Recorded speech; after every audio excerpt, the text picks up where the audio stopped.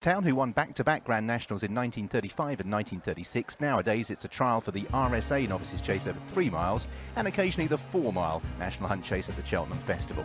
Grade 2 contest headed by number 1 Fletchers Flyer for Noel Feely, 2 Arpège de Laine, the warm favourite for Sean Bowen, 3 Bigbadjohn, Jonathan Moore, who due to the value of the race is not able to claim his £3 allowance. Number 4 is Lorium for David Bass, 5 is Flintham for Nico de Boinville, and number 6 is a non-runner, La Belle des Obeaux, due to having a cut leg. 3 miles is the trip here at Ascot, so it's just less than 2 complete circuits they take during the course of their journey and jump a total of 20 fences. Matt, Arpège de Laine's been popular during the course of the day. He certainly has, Richard, although hard to tell exactly how much cash with the withdrawal of Les Belle des Obeaux. That horse was top price 9-2 this morning. It meant that some punters had as much as a 20 pence deduction for the withdrawal. The bookmakers, of course, can take those deductions away when a fancied horse is taken out of a race. Arpège de Laine then at 5-4, officially the best horse in this. And now 6-5. 6-5 Arpège de Laine.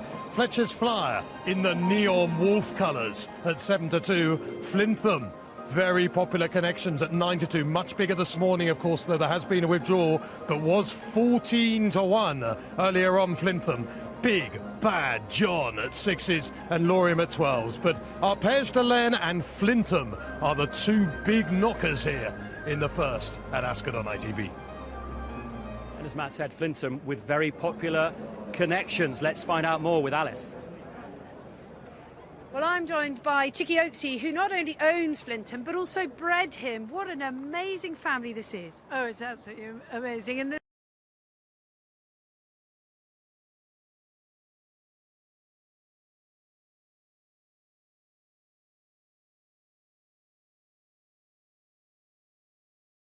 badly the next time he ran at Exeter, but he's better than that. He's a good horse. Let's head to the betting ring quickly. Place Arpège de Laine and Lorium towards the outside. 4 of them take that, separated by only a couple of lengths. Bigbadjohn is at the rear of the field.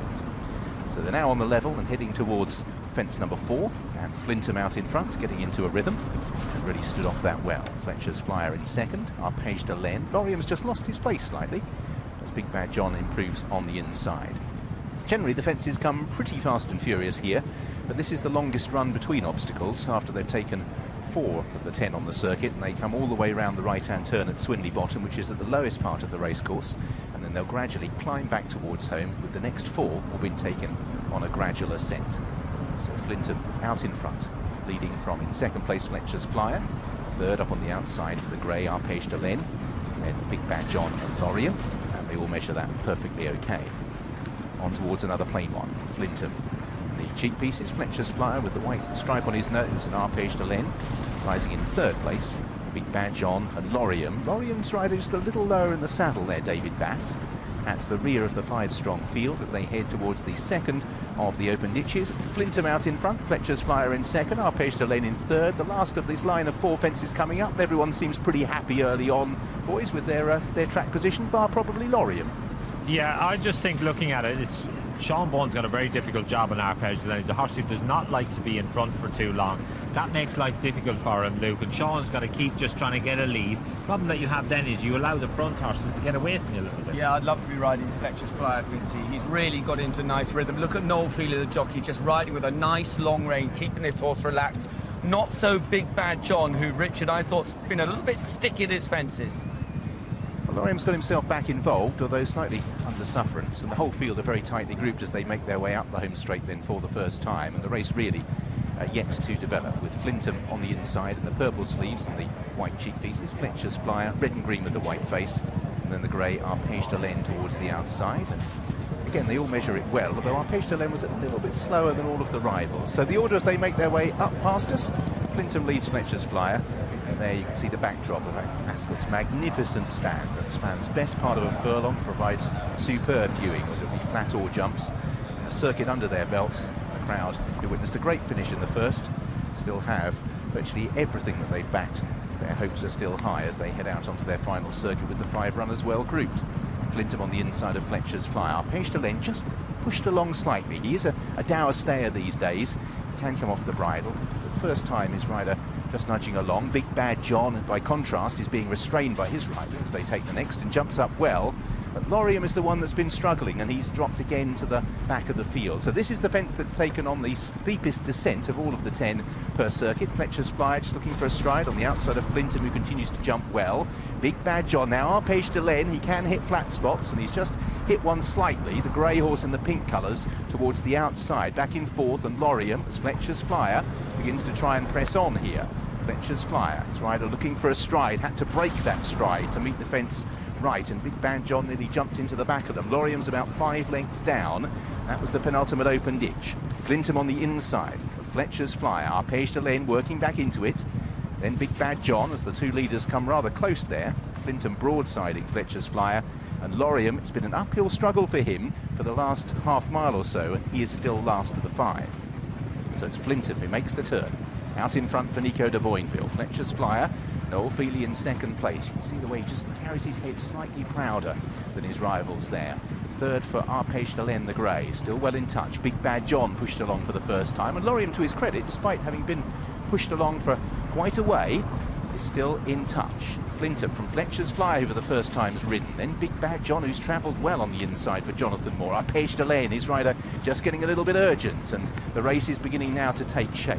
Flintham and Fletchers Flyer jump back well. Bigbadjohn just into the bottom of it, and he for the first time is pushed along. Arpège de Laine, Sean Bowen contemplated giving him a reminder there. He's still in the play as they head towards the next, and again Fletchers Flyer, but he was looking to assert, didn't see a great stride, but he along with Flintham head towards the third last, with Bigbadjohn and Arpège de Laine now working hard. 3 from the finish. Fletchers Flyer and Flintham jump it well. Bigbadjohn in third, Arpège de Laine.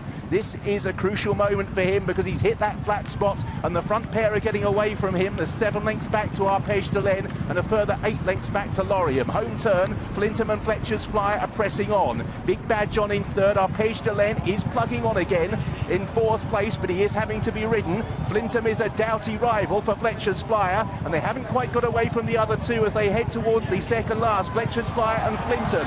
Bigbadjohn in third, Arpège de Laine's momentum again stemmed by an error. Flintham showing the family battling qualities over on the far side, and all of a sudden Fletchers Flyer looks in trouble. Bigbadjohn and even Arpège de Laine still have chances because they're very tired up in front.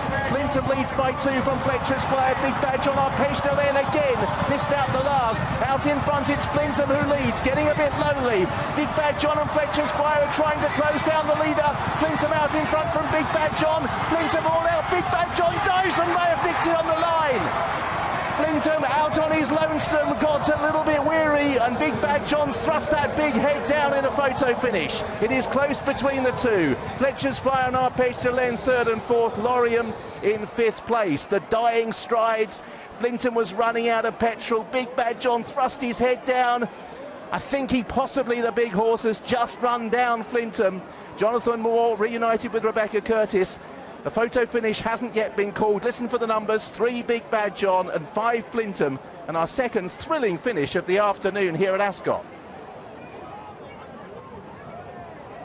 What a finish, what a start to the day. Flintham on the near side there, Bigbadjohn on the far side, and that run